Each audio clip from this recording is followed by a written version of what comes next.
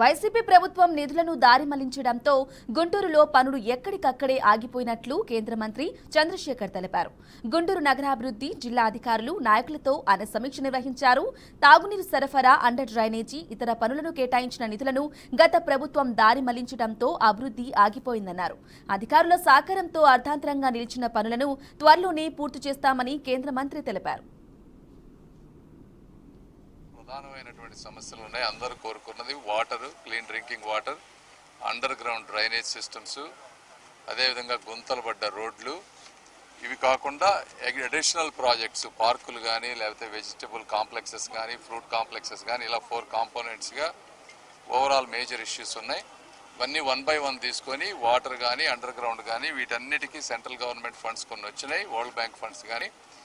వాళ్ళు ఇవ్వాల్సిన డబ్బులన్నీ వాళ్ళు ఇచ్చారు. స్టేట్ గవర్నమెంట్లో లాస్ట్ 5 years ఆ ఫండ్స్ డైవర్ట్ అవటం వల్ల, ల్యాక్ ఆఫ్ ఫండ్స్ వల్ల, అదేవిధంగా కాంట్రాక్టర్లకి ఉన్న గవర్నమెంట్ మీద నమ్మకం లేకపోవడం వల్ల చాలా టెండర్లు ఇన్కంప్లీట్గా అయిపోయినాయి. సో వీటన్నిటినీ